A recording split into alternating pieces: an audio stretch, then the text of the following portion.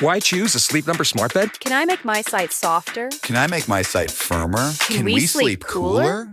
Sleep Number does that. Cools up to 8 times faster and lets you choose your ideal comfort on either side. Your Sleep Number setting. Enjoy personalized comfort for better sleep night after night. It's our Black Friday sale. Recharge this season with a bundle of cozy, soothing comfort. Now only $17.99 for our C2 mattress and base, plus free premium delivery. Prices higher in Alaska and Hawaii. Check it out at a Sleep Number store or sleepnumber.com today. What can 160 years of experience teach you about the future? When it comes to protecting what matters, Pacific Life provides life insurance, retirement income, and employee benefits for people and businesses building a more confident tomorrow. Strategies rooted in strength and backed by experience. Ask a financial professional how Pacific Life can help you today. Pacific Life Insurance Company, Omaha, Nebraska, and in New York. Pacific Life and Annuity, Phoenix, Arizona. I earned my degree online at Arizona State University. I chose to get my degree at ASU because I knew that I'd get a quality education, they were recognized for excellence, and that I would be prepared for the workforce upon graduating. To be associated with ASU, both as a student and alum, it makes me extremely proud, and having experienced the program, I know now that I'm set up for success. Learn more at asuonline.asu.edu. You know, I think it starts as simple as caring.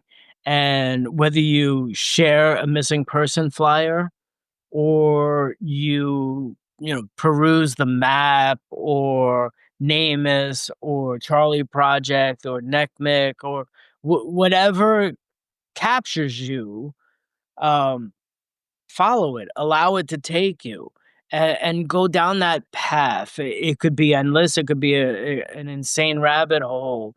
But at the end of the day, if you're learning about somebody's life or tragic circumstances and you care or you send even a silent prayer to them, you've done a blessing. If you do something more public, you've magnified that blessing. And that's what humanity is giving back and sharing. And I'm not a brilliant person by far. I'm compassionate. I have empathy. I am an advocate, and I think that's important. And I think people need hope. That's Raul Montero, an advocate and a researcher most known for his work on the Long Island serial killer case and the maker of a map that tracks the unidentified and the missing. This is the Silver Linings Handbook podcast. I'm Jason Blair.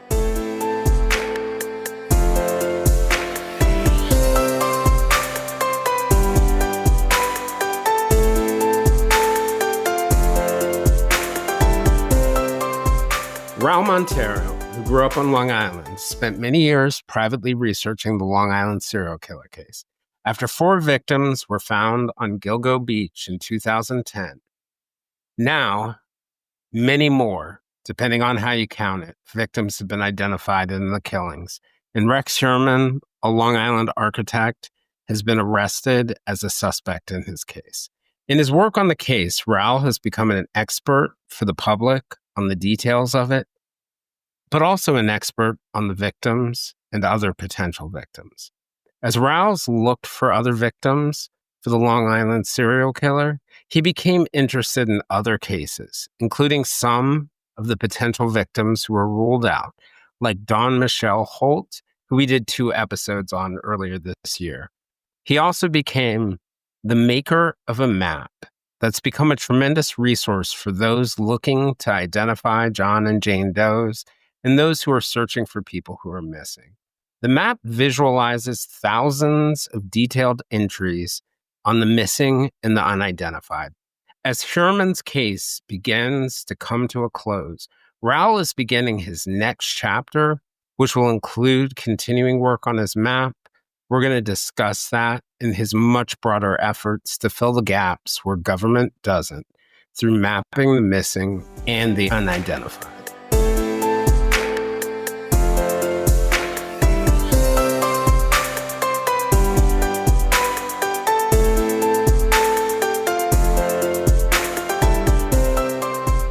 Raul, thanks for joining me again. Last time you were on, we had the wonderful opportunity to sit down with Sam and Sherry to talk about Don Holt. And it was, it was interesting for me because I got to see another side of you. I'm used to engaging you in the space of, I think, some of the work around the Long Island serial killer case, but, seeing you as an advocate in action and, the bond you developed with them and how helpful you were to them in their work was a neat thing to see. And it sort of reinforced my view that you really are an advocate. I know you don't call yourself that, but that's the way I view it. A trusted resource for me, at least from my perspective. I can't tell you how much I appreciate that. That really means a lot. And I've never looked at it, from that perspective, having you see me as an advocate. Many people see me as an advocate, and I get it. But, for you to see that different facet of it, and how close I've not only allowed myself to become to like Sam and Sherry and to Dawn, but to want to be that close. In a way, it sort of almost breaks the rule of keeping some sort of separation or distance and not getting so close to a family. But I don't know how to separate that. I don't know that line, and I don't want to know that line. I love knowing Sherry, love knowing Sam. I don't think it really exists. I mean, you make me think of two things. Like the first part where you said, I think it's really true that some of the best things about all of us, we don't really see in ourselves, but until somebody else sees it, right? Until somebody else points out that thing that you're really good at or that really touches people or is really meaningful. And I think it's really important to stay open to the idea that you may not see some of the best things about yourself and to listen when people are there. But you made me think just a second ago about being a journalist and working as a journalist.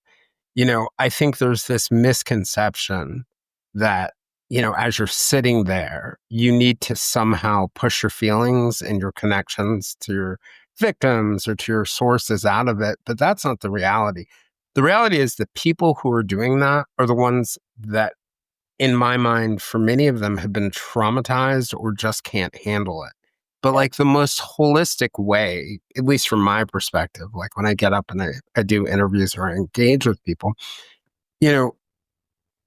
when I sit and I talk and I help a victim's family member, the magic is the combination of me and them. And if I do not allow myself to really become connected to them, they're never really going to get a chance to tell their honest story. And I think it's so important to keep your emotions in it and not take them out, if that makes sense. I mean, it makes sense. I think when it comes to the family of like Dawn's family, I've gotten close. I've made inroads with people in her family that really did not want engagement, did not want to open up or expose themselves to, the hurt of Dawn's disappearance, and the complex family dynamics that are in there. But it's I'm not the type. I guess I'm not the type to be that strict on establishing boundaries. I know I ought to be better, but if I feel like I'm being better at it, then I'm being, one, disingenuous, and two, not fully authentic and offering my true self. So a lot of what I'm going to say tonight probably is going to absolutely conflict with other things that I say. I call it my Libra paradox. That is the human condition. Yeah, well, I am utterly human in that regard then, because a lot of everything that I've gone through, just this half year alone, the last 4 months, I mean, it predicated on everything prior to that, but it's a combination of beautiful conflict. I I want to do things and I don't want to do things. I want to be this, but I don't want to be that at the same time. I want to be able to impact, but then I'm also eh, anxious about the quality of the impact, or I don't want to I'm so afraid of doing harm.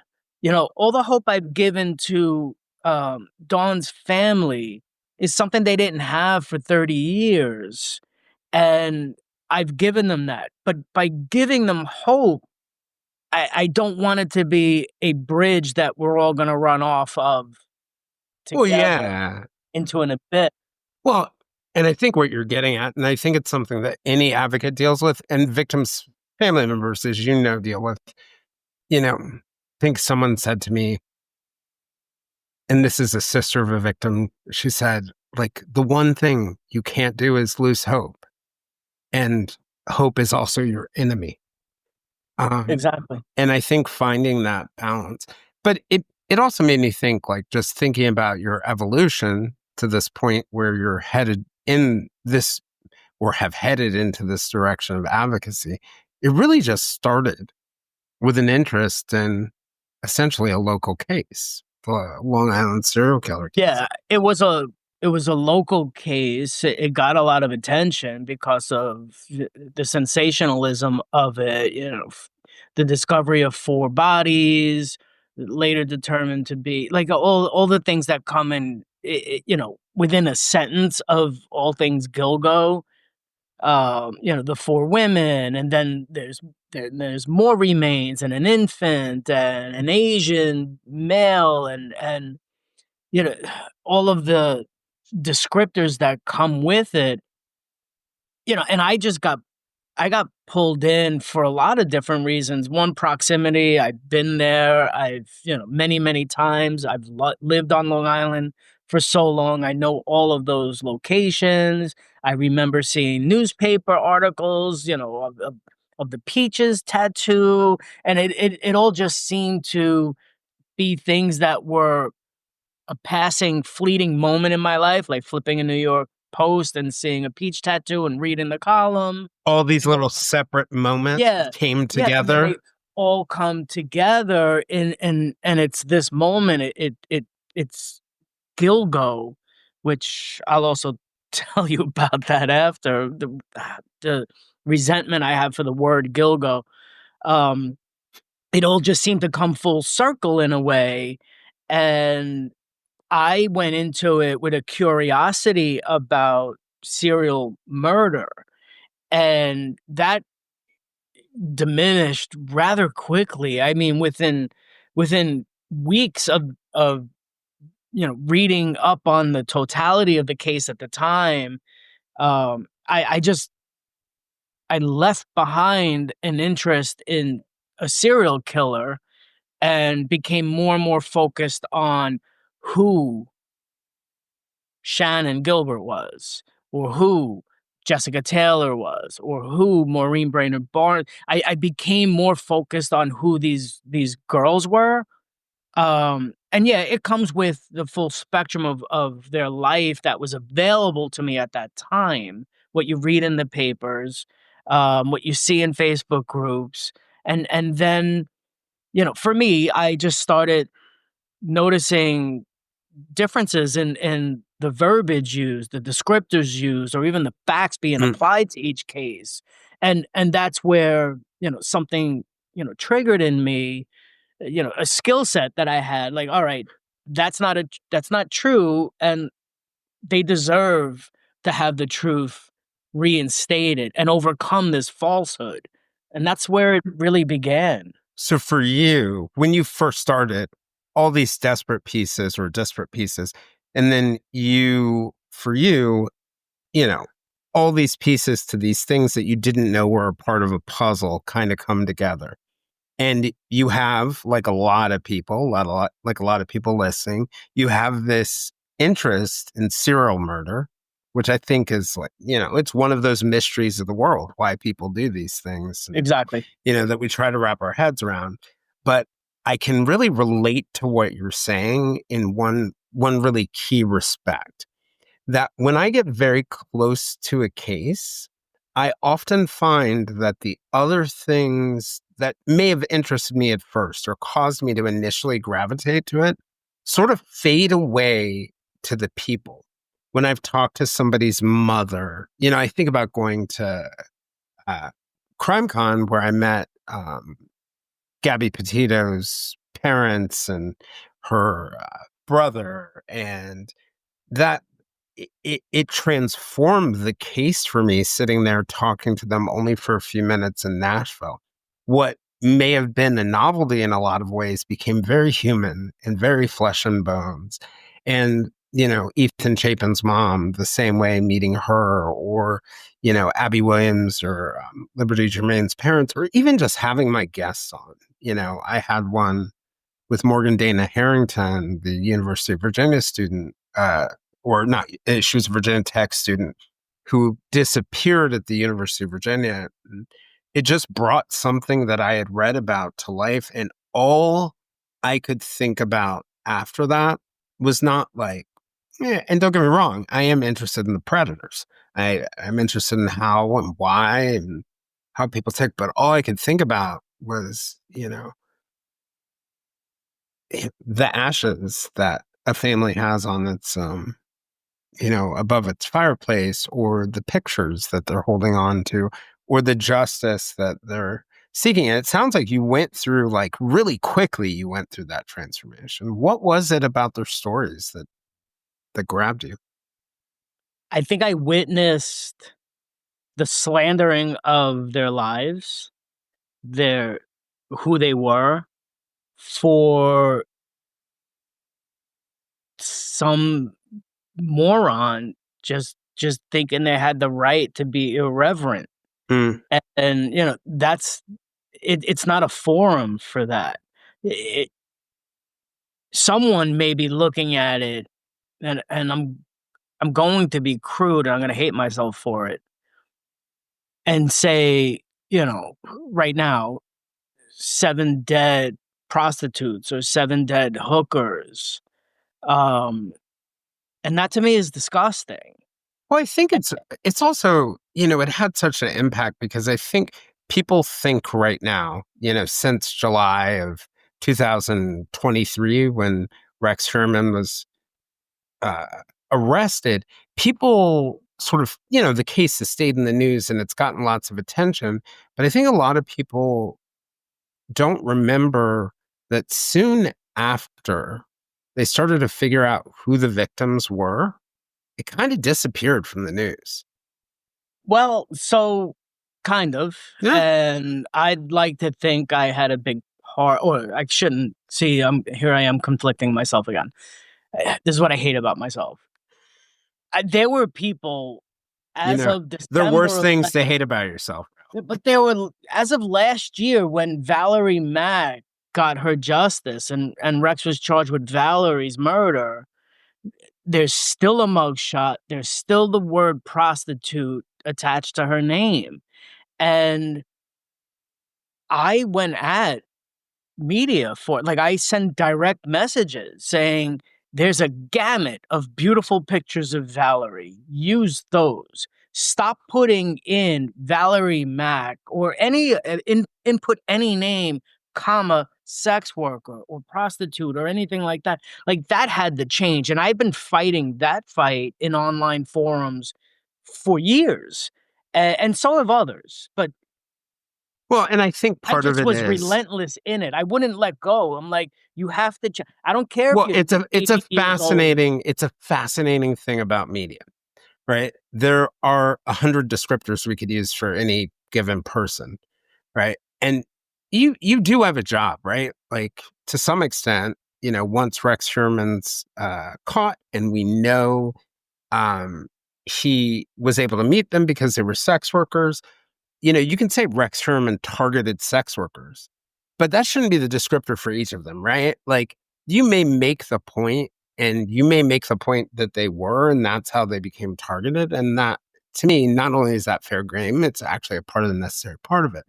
But, why is that woman in Westchester County who got murdered, a mother, a school teacher, a whatever. Exactly. And I think to me, that's part of the reason why the case didn't get attention, actually. And I don't just say that speculatively. I mean, this is what journalists told me when they were trying to get attention for the case or for the cases. It was very difficult. That's a false equivalency to altruism, right?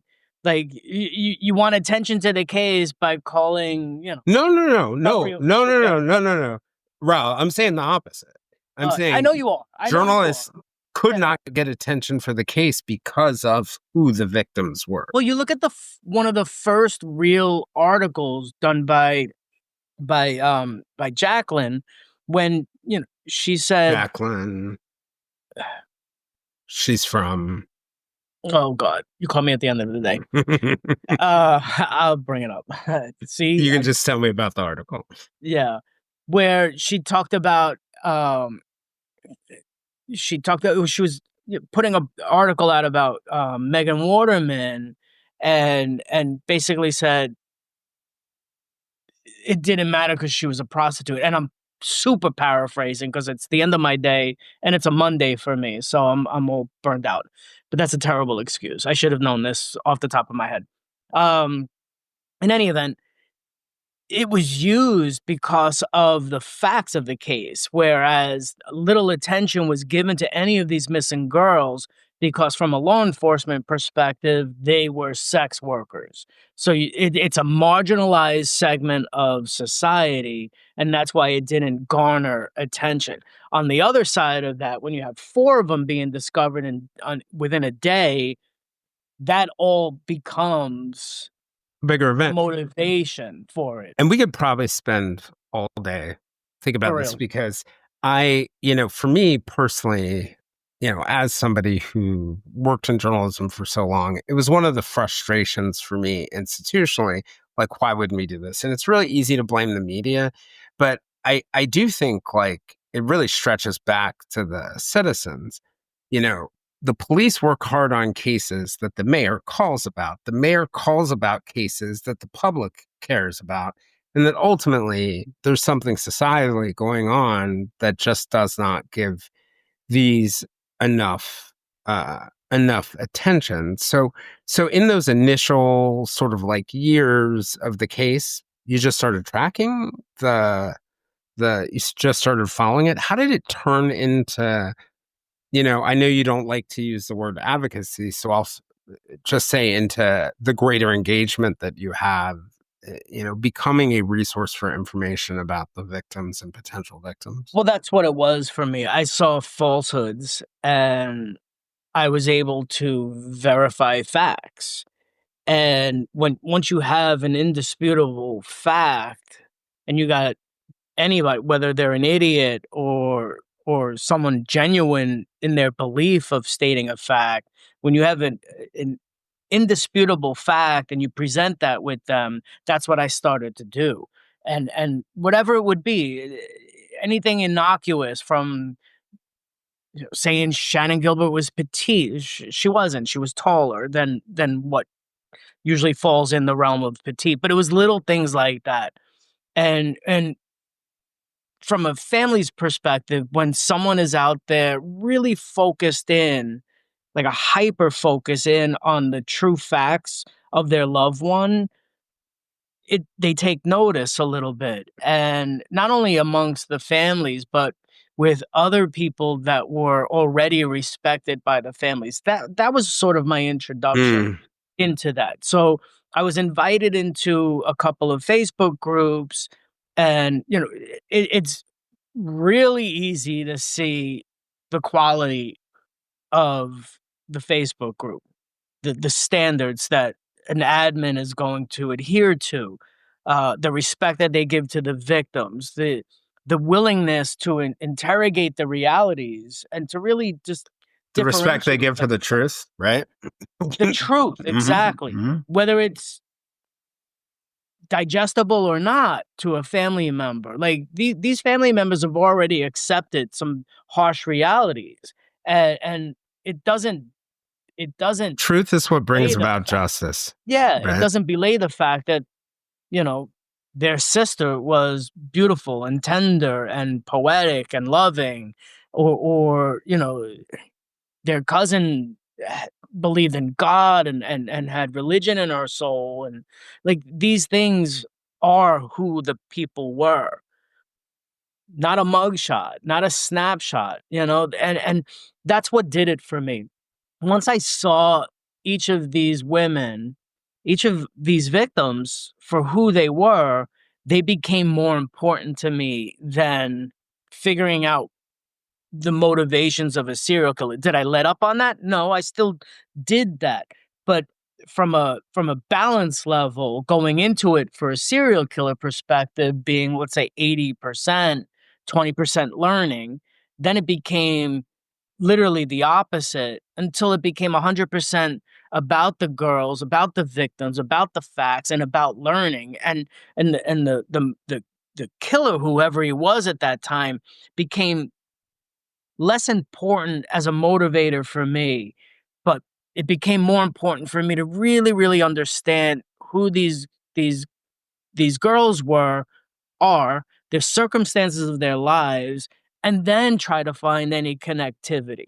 I'm not an investigator. I'm not trained as an investigator. I make no claims to that, but I'm intuitive and I'm So it really analytical. started for you with connection.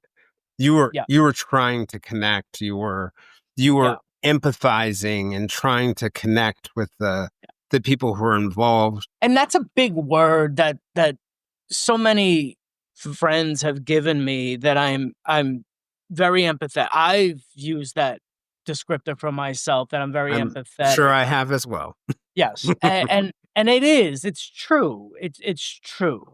But see, that's But a it's I a think a different word takes okay. more precedence in me, and and maybe they're the same. I'm sure they're synonyms, but it's compassion. I feel compassion for someone, Well, whatever their I would say situation the is. difference, right, between compassion is this very active thing. We show compassion.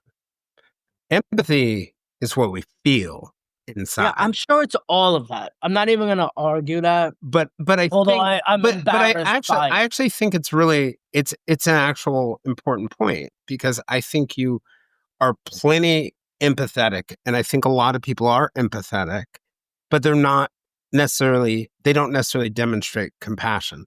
That I don't mean that by saying that those people are cruel, and this is kind of where I'm getting and tying this Mhm. back together. But I mean, they're not able to turn it into an active verb. And I hear this often from people where they will say to me, I'm really connected to this thing. I really care about this cause, but I don't know what to do or how to get involved or how to contribute. And they can't imagine it. And I think listening to you say that the way that you ended up playing such a large positive role in this case for the people who are there and for many other people was just by your interest and your empathy. And then you found a way. I don't think a lot of people realize that just kind of following their empathy can help them find a way to do the good that they want to do. So that I do think it's relevant. I do think those two things Yeah. are really important to. I think that well, thank you for that, because it helps me.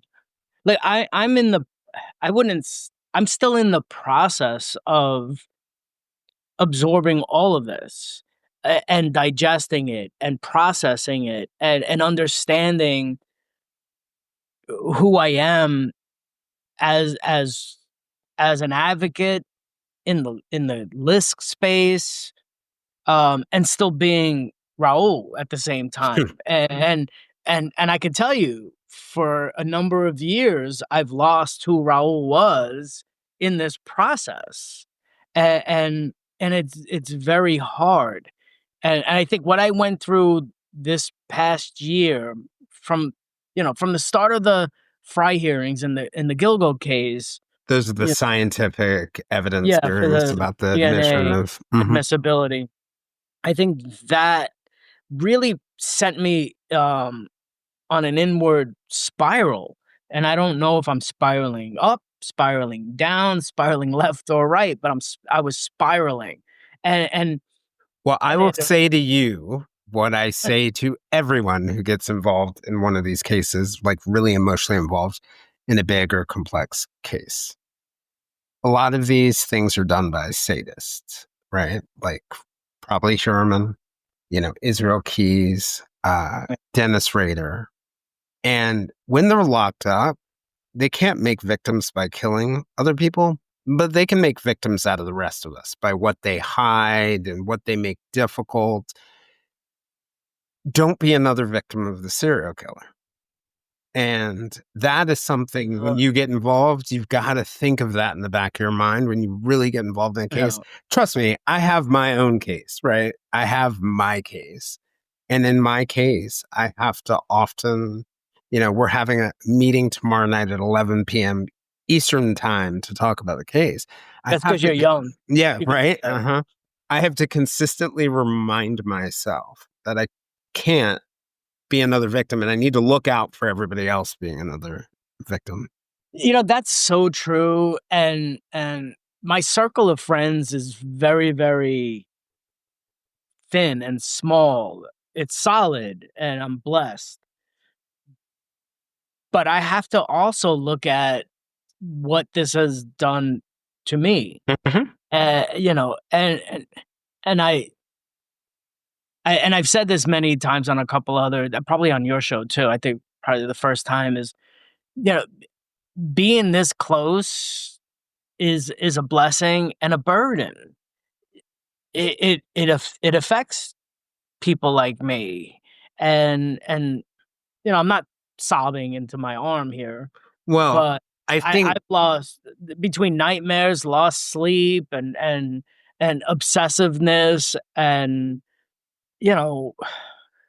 but just be possessiveness. careful Like, it's a lot. when you are a helper, right? When you are in a helping profession or a helping space, be very careful because you end up, me and my therapist have this conversation all the time. You end up surrounded by other people's suffering. Like And- trauma bonding. Right. Well, no, that's not the part I'm getting at. But you compare your suffering to their suffering, right? And the occupational hazard of being a therapist is you come home, your kid loses their toy, they start crying, and you just came from a session where a kid was being burned on the stove. So you're like, whatever.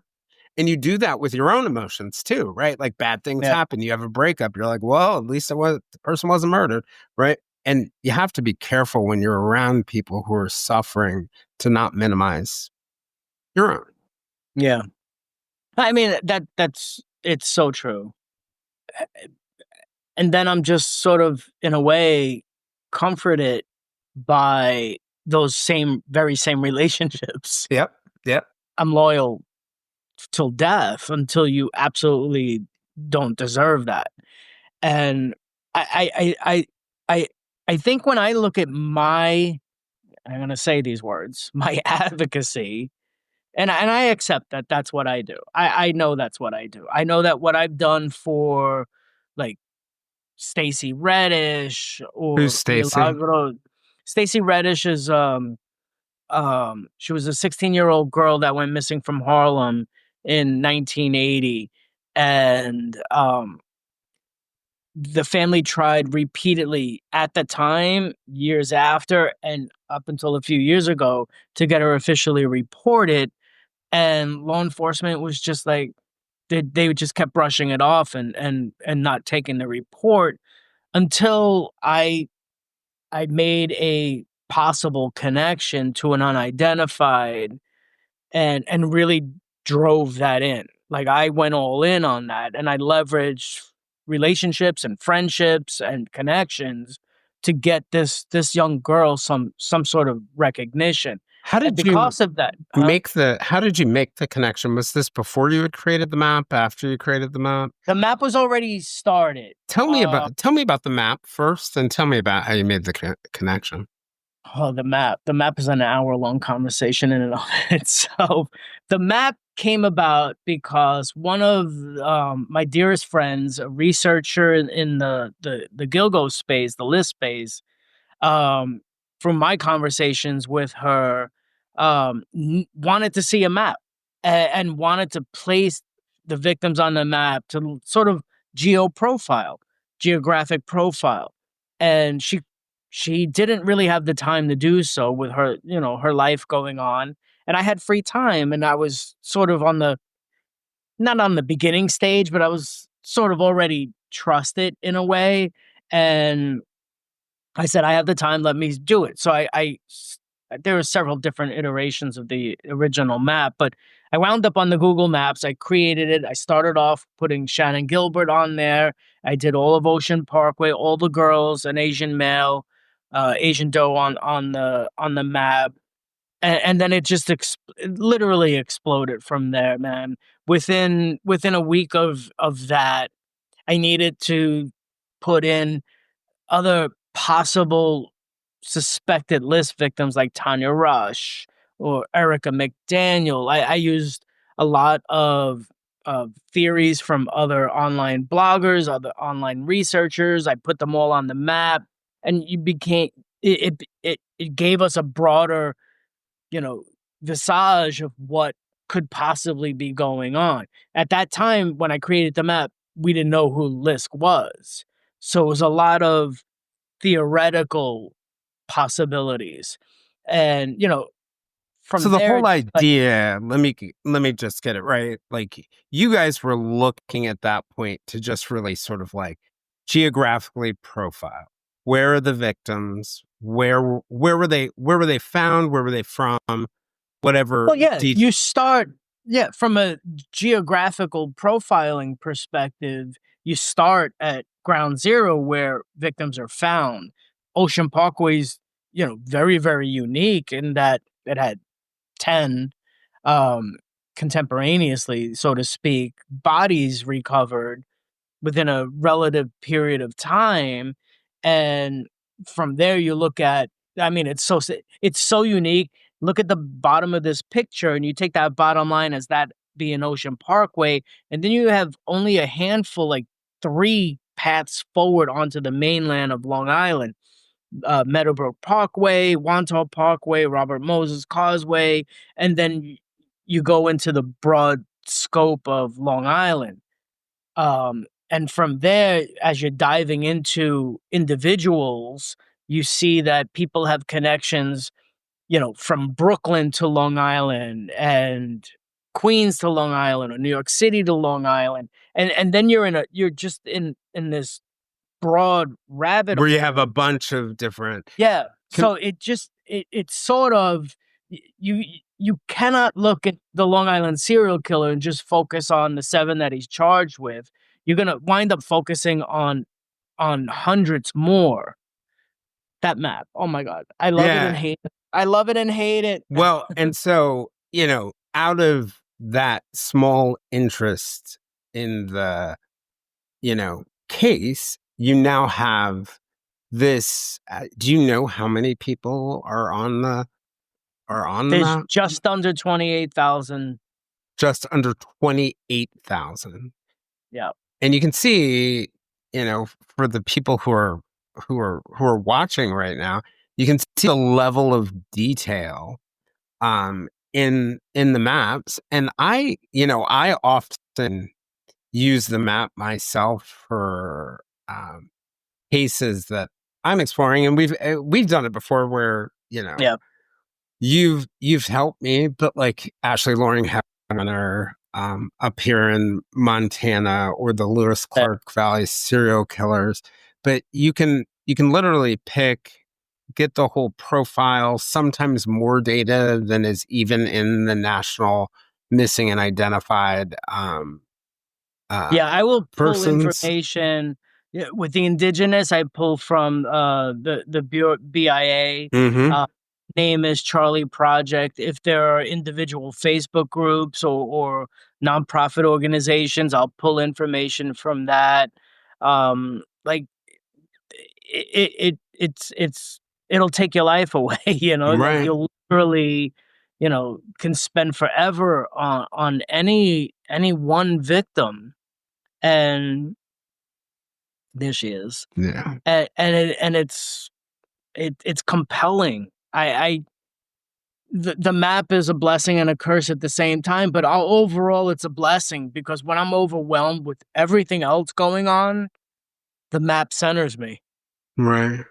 And to have take a day off, or I'm on my days off, I'm sitting on my sofa. I'm looking at it now. I'm sitting on my sofa at 5 a.m. with a cup of coffee, and I'm going through the map. I'm working the map, and that's my peace. That's my serenity in a way, because I have AirPods on and I'm listening to whatever music I'm in the mood for in the moment, and it's quiet, it's solitude, and it's me and these people that mean so much to me. And I've been chastised by trolls that I have dead bodies, or this weird obsession, but this is a beautiful thing at the end of the day. I'm sorry. Yeah. Actually, I'm not sorry.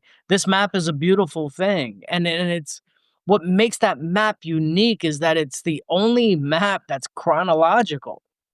Yep. It's chronological, it's visual. Yeah. We, in December of last year, you and I had the opportunity with others to go to Minneapolis to have that event. And it was really amazing to see you put the cases up on the screen in the area, see the level of detail. You can think about things like connections between different people. I would consider it more like a labor of love, right? It's become that. Yeah. It's Truly. become that, because oftentimes, I just started Illinois the other day on the map, and the first person's from 1947. Who Wow. was the last person to look at that person's case? Yeah. And and when will be the next one? But he's there, and he won't be forgotten. As long as that map is there. Exists. Well, and that's it'll- another thing. It's a preservation of history. Like, we talk about this idea of like honoring victims, and then every little, every little dot on that map is honoring someone, honoring somebody who's missing, or who hasn't gotten their name yet, or you know, it's It's honoring them in some way. I mean, historically, and listen, there are many other interfaces that, like, Namus and CODIS and all these other databases that do things automatically. But from a public perspective, as viable as Namus is for somebody like me, as important as, albeit flawed in some ways, Charlie Project is for me, this the map will incorporate Namus, it incorporates Charlie, it'll incorporate the Doe Network, anything and else. most of those are nonprofits that That's track the relevant. missing. And when you look at any changes in, let me be careful here, any changes in the political spectrum on descriptors, there's a historical foundation Well, for who a person is. I think that's actually a really great example, and I don't think there's anything wrong with saying something about it. But at the beginning of this administration, one of the things they did, they put out this memo, and it was perhaps overly broad. And, there were all these references to gender identity that had to be removed. And that really threatened the federal NamUs database. And I remember having a conversation, I don't think it was with you, but I remember I know who it was. Having a conversation with a transgender woman who's very interested in crime and true crime. And I said, don't worry, Raul has it all on his map. Like, you don't have to worry. I mean, I scrambled with, a couple of people that are very dear to me. Victor, like, we compared each other's databases. We ensured that we had people how they identified safe and secure, and regardless of name, is because their lifeline is on federal funding. We made sure. That's why you see rainbows on my map, because I'm an ally. I'll always be an ally, and I'll always respect, somebody's how they self-identified and how they wanted to be seen, and they deserve that recognition. And that's just from an ethical standpoint. From an investigative standpoint, you want to Also relevant. understand how they identified, because it'll help give you insight into their lifestyle and the circles that they may have been, Victimology. around. Yeah. Just Yeah, I mean, prove it's victimology. just that simple. Like, you don't exclude things like that just because of some political ideology, whatever it is. Like, you just don't. It's irresponsible, So, and it is the antithesis of advocacy. well, and yeah, and I think, I'll give them the benefit of the doubt as the government. Overly broad is the way that I put it. But I do think it comes back to that thing that we were talking about before, about the value of truth, right? And that idea, and you'll hear victims' family members say this. You hear Gabby Petito's parents say it. You hear Julie Murray say it. Ashley, Lauren Heatherrunner's sister Kimberly say it. Like, it's not about being nice. It's about finding the truth so I can have Right. justice. And that's all it really is. Now, Yep. don't get me wrong. They get upset at gratuitous cruelty. But if something they don't want to hear helps bring them justice, they'll take that. And I think that's just a very important thing for everybody to remind themselves of, that, when we're throwing out things like speculative theories, yes, it can be harmful to people, right? Like, it can hurt the feelings of victims' families. But also remember, everybody running down that speculative rabbit hole looking for the Yetis under the bridge, that's time that can't be spent looking for very promising things or using very promising tools. And so what is it, you had a tweet recently that I replied to. And in that tweet, it was a very long tweet. You have a lot of tweets. It could have been covered in a sentence. No, it was a very long tweet. But like, the gist of the tweet was talking about your experience of creating sort of like the catch list moniker and working toward coming up with a resolution on that case and collaborating with all these advocates. But you said that you felt like that's a moniker that you may need to put down sometime soon. And as I'm reading it, I'm like, oh, yeah, but he's not really putting down the work. He's just putting down the list part of it. Yeah. Tell me about that. So, yeah. So, catch Lisk is ironic to me, because I never had any aspirations to catch Lisk. I never set out going, oh, I'm going to solve this. Who the hell am I?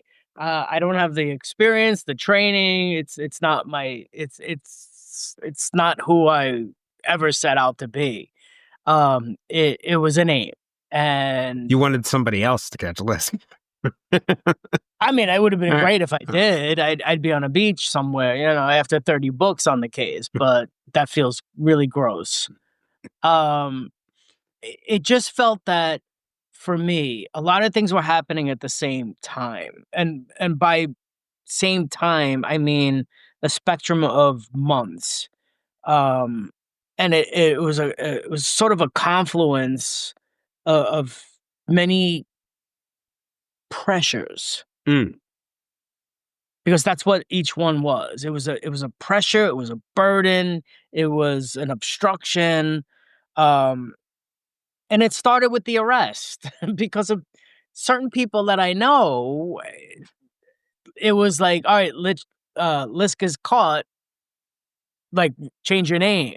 And I think even contemporaneously to his arrest, that conversation was out there on Twitter. So catch Lisk, caught Lisk, like, what happens next?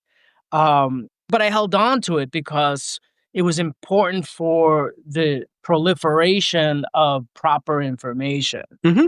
It had And become associated with reliable information about the and it case, and it and had right. because my Twitter platform, I mean, it went from 400 the day before the arrest to 4,000 the day after.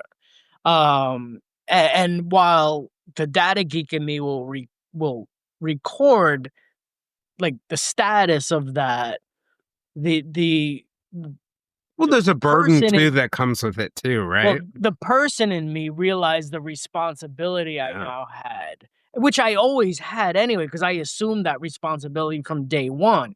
But it just became a more bigger responsibility of conveying proper information, ethical information, factual information, while honoring victims at the same time.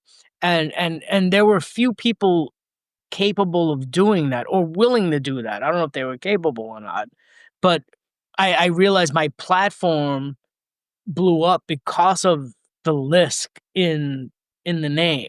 So be that as it may, I lived that for the duration of the next year and a half, 2 years, but it became burdensome to have that name.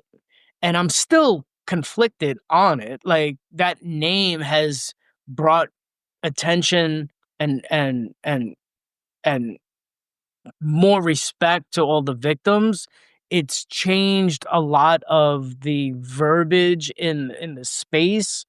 Oh, It's it's done great things in the true crime side of the house in terms of like not just the factual information, but the topics of we're talking about, the way that this coach case is being approached. You can see between sort of like people like you and the way that the Suffolk DA has handled it, you can just contrast the way that this is being handled and in the media.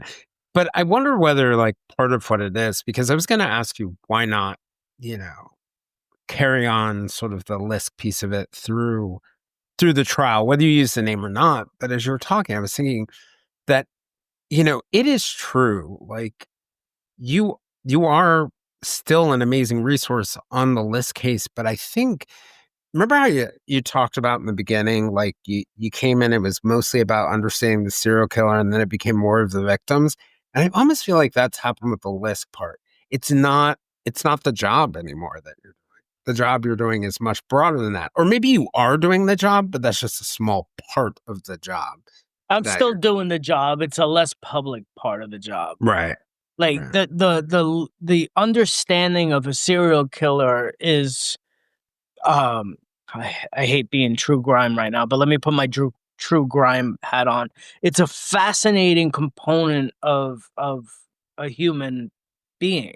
I don't think it's a true crime Humans, thing. right? I think Yeah, it, yeah. we're I just we're think, always going to be fascinated by people who are abnormal from us. yeah, and I that's a fair point. Yeah. So I still look into that, and often, I have a lot of alone time whether I'm walking to the train or on the train commuting to work. I think about things like that.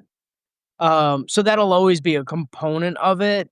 It's just not as much of a priority as it is everything else, and everything else is more important to me now, and I appreciate that evolution. I think with I also catch have Flip, bad news for you, and all of you are fascinated. Once you get like to the point where you realize that they're a sexual sadist, it's just all boring from there. It really is. That's like the end of it. it There's no is. like why that you're gonna Yeah, I understand. think with Rex, there's only a little bit more to learn about Mhm, him mhm. and what his motivators are.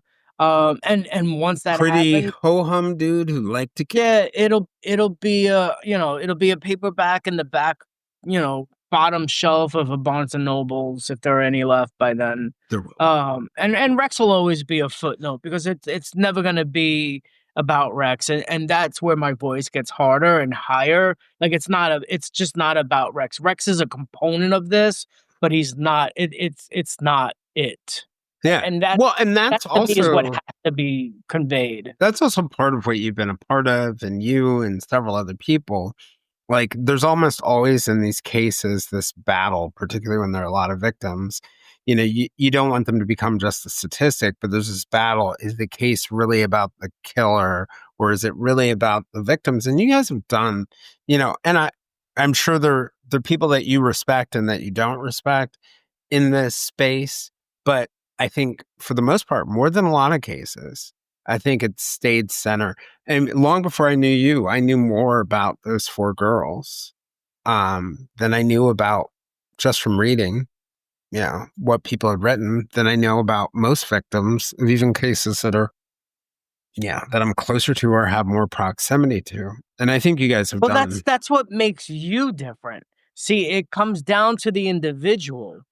Like it comes down to the individual and what their interest in true crime consumption is balanced with what they're willing to absorb, or not absorb, what they're willing to define a line on. Yeah, And I think also I love mysteries. I totally love mysteries, but I don't think I think what causes me to gravitate toward these things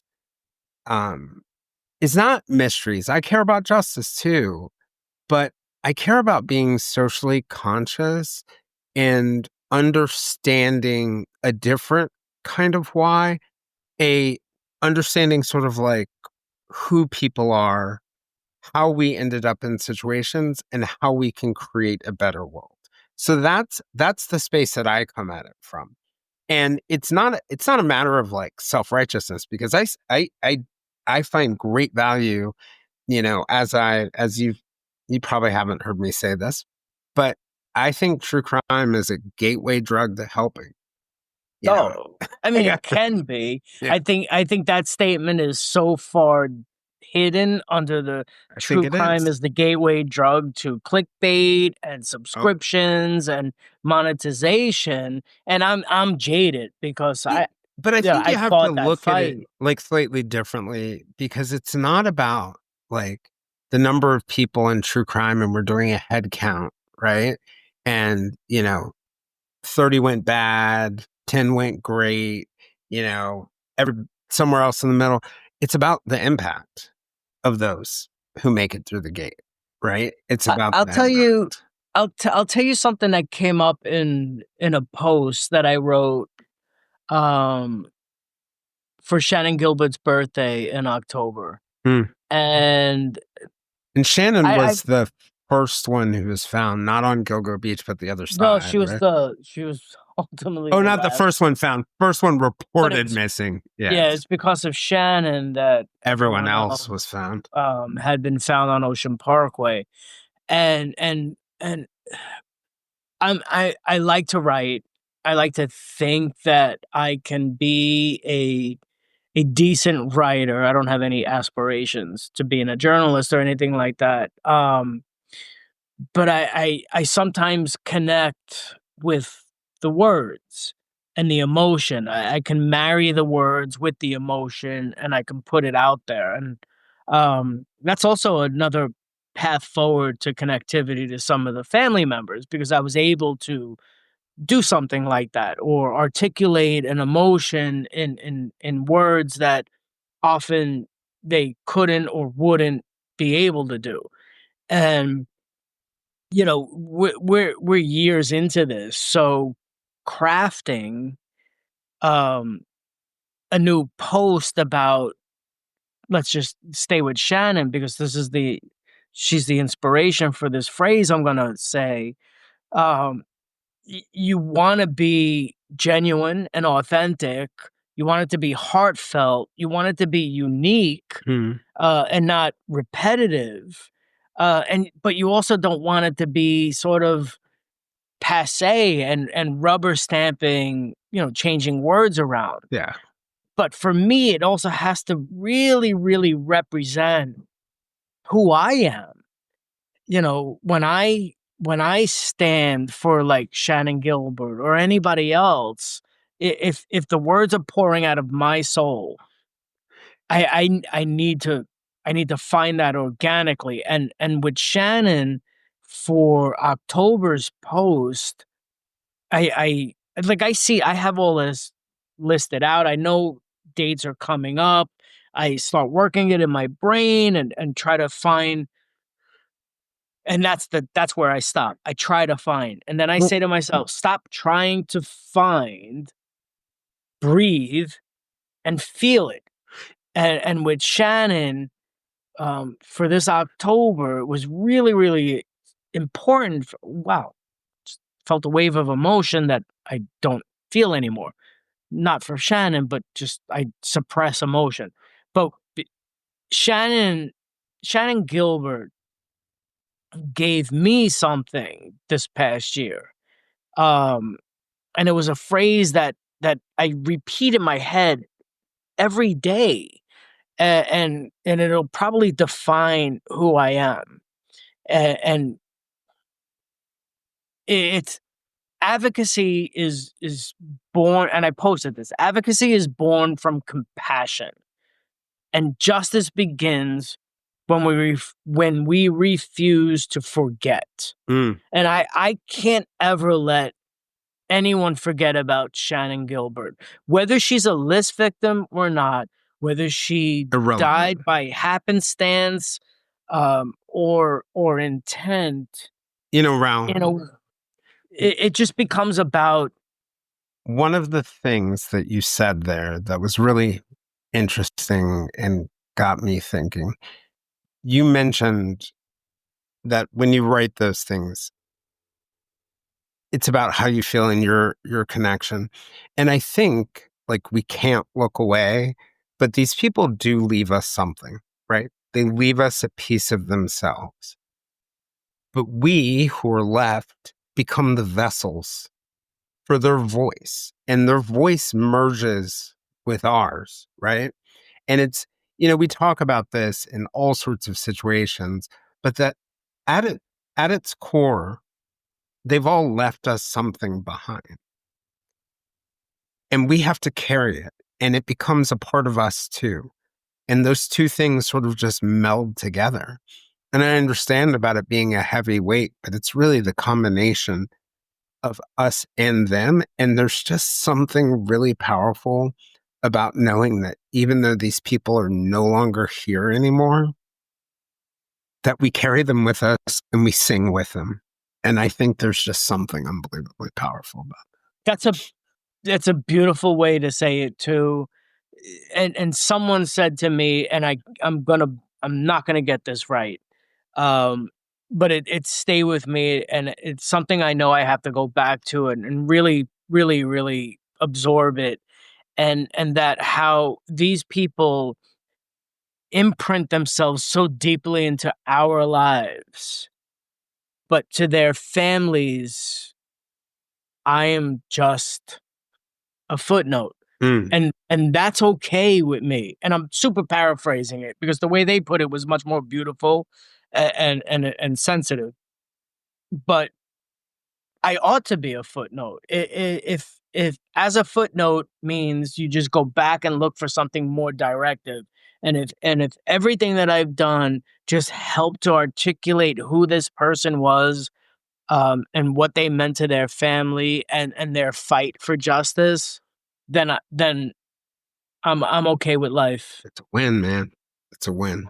It's a win. I was going to ask you about what's next, but I think you kind of covered that you do not know the exact answer to that question. But it's a complicated one. Right. It's going to finish the map. I have all of the unidentified are on the map. I have most of the missing. I have only about the big states left. Once all the missing are done, I probably want to go back and focus on some more comparisons. Are there Are there things people can do to help you with them? Oh, pray for you. If I was willing to do it. But here's the thing with the map. The map as it is can be copied. Anybody that accesses the map can make their copy and go with and build on it. Oh, neat.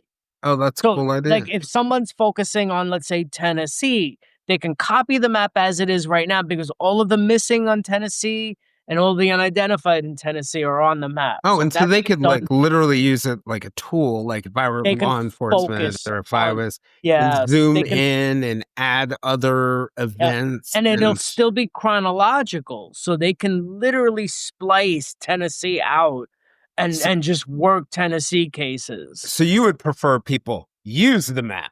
Take Use a map. grab I the mean, map, use the map. but that's the beautiful thing. Like Kerry and Mary, Carrie the and Alabama Oh, girls, okay. From Alabama the cold case advocacy. yes. They use the map in part, not exclusively, but in part to help identify a doe. Mm. And like that was the They first recently announced outside. that, right? Yeah, Yeah. that was the first outside solve on the map. The maps had more solves than I will ever share with people. And for me, like Gotta be proud of once that. they get solved, they just pride. You gotta It's know. the Libra thing. It's never gonna happen. Yeah. Um, There must be a moment for like 1 second a day or 1 second a year you feel some sense of pride. it happens often, more than you know, because I mark those anniversary dates. It's And those are dates for me to just self-reflect on awesome. what I've been able to contribute, whether it's to, Stacey Reddish or Milagros de Jesus or um, any number of people. I won't give that number anymore, but the map is impactful, even if it's me, the only one that using it. So I was gonna kick it to you just with a chance for any sort of like closing thoughts, advice for people. I think you're a great example, at least in my mind, about like this other thing that we didn't talk about. Like, well, we talked about that idea of how like empathy can lead to like really cool, impactful things. But another thing that's really powerful? Curiosity. You were just a guy who was curious. Yeah. And, you know, it just, I want to give you a chance to just share anything you want with people. Your message for them or what they can do or whatever you think is important. I think it starts as simple as caring. And whether you share a missing person flyer or peruse the map or NamUs or Charlie Project or NECMIC or whatever captures you, um, follow it, allow it to take you, and go down that path. It could be endless, it could be an insane rabbit hole.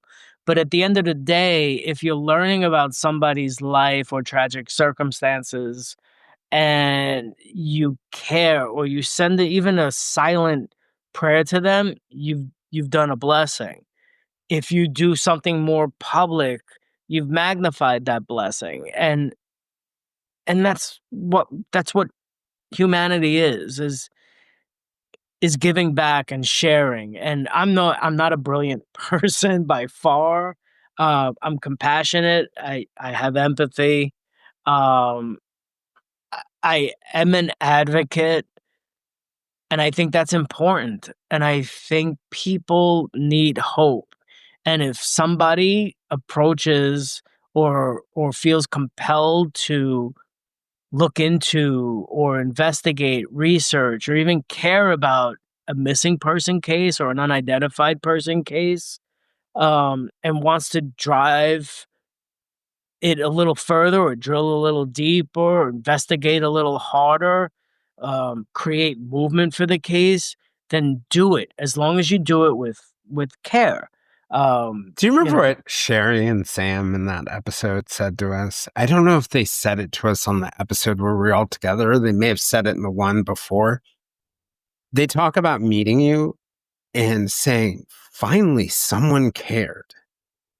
Yeah. So sometimes, like maybe you won't solve the case, maybe you won't add evidence to it, but man, it is so powerful when a random stranger shows you kindness, especially, for your loved one or your hurt that you're carrying silently. Dawn's family is so dear to me, and I haven't met them in person yet. And I maybe unconsciously don't want to meet them in person because I haven't been able to break down and share emotions since Jessica Taylor got her justice. That changed me really deeply inside, like really deeply inside, and I haven't cried since then. Um, and I know that if I were to officially meet Sherry and Sam and Justin and have the honor to meet Dawn's mother, I would lose my shit and completely Everybody needs a good cry every now and then, right? fall apart. And I'm kind of scared of that. And I love them so deeply. Like I care for them so deeply. That's Dawn's case is the first case that I took on hands-on myself. And what we've done for Dawn Michelle Holt's case is no one else has done or wanted to do or cared to do, but I did. I cared to do, and I fell in love with all of them. That entire family, that entire just all of them. And they are in my Substack post, that my evolution, whatever it is. I talked about these these people that become part of my forever family, and my forever family is closer than my biological family. I'm gonna give you a closing thought. Oh gosh, This okay. one. That's gonna keep me up all night, I'm sure. No, it's not gonna keep you up all night. When you surround yourself with loss, you're surrounding yourself with constant reminders that you can lose and that other people can lose. And it becomes very scary to feel, right? Emotion, because getting attached to things and feeling emotion just feels so risky because you're constantly seeing all this loss. But just know, regardless of what you choose to do with the feeling emotions or not feeling emotions, that you can wall yourself off from feeling and feel a little less loss, but you're also sacrificing the opportunity for joy. Yes, And because in it's the a words of Libra, my therapist, your call, Jason. it's a Libra paradox. It's literally everything. It's the joy, it's the sorrow. I relate a lot of the symmetry of loss to the loss of my brother. And like I was so close with my brother. I lost my brother in 1989. I was 22, he was 21. He was more dear to me at that time than anybody in my life, and it changed me forever. Literally forever. And I'm not saying that loss is equitable to anybody else's loss, but it's It profound most to certainly me. is. And that's what that's part of all of who I am. Yeah. Yeah. And because I can relate in some measure to it. And it And that's a becomes a beautiful gift, and it becomes something that your brother has passed on in his death. in many ways. And then it has touched other people In many because it comes back to that notion, like the one thing that's universal is I suffering. think at the end of the day, the only thing that I can share with people is if you feel compelled to a person, a case, and you feel it in your soul, then let your soul Guide direct you. you. Don't let anything else distract you from it, and do it the right way. Be ethical. I don't always advocate to reach out to family members, even though I've done it myself. I know I'm a hypocrite in that, but as long as you're like, earn it, just earn it. Thanks for joining me and Raul for this conversation. If you'd like to join us for more discussions with me and other listeners, we can be found on most social media platforms, including a listener-run Facebook group called the Silver Linings Fireside Chat. For deeper conversations with our guests and live conversations with other listeners, you can also join us on our Patreon at www.patreon.com/The Silver Linings Handbook. This is the Silver Linings Handbook podcast. I'm Jason Blair. We'll see you all again soon.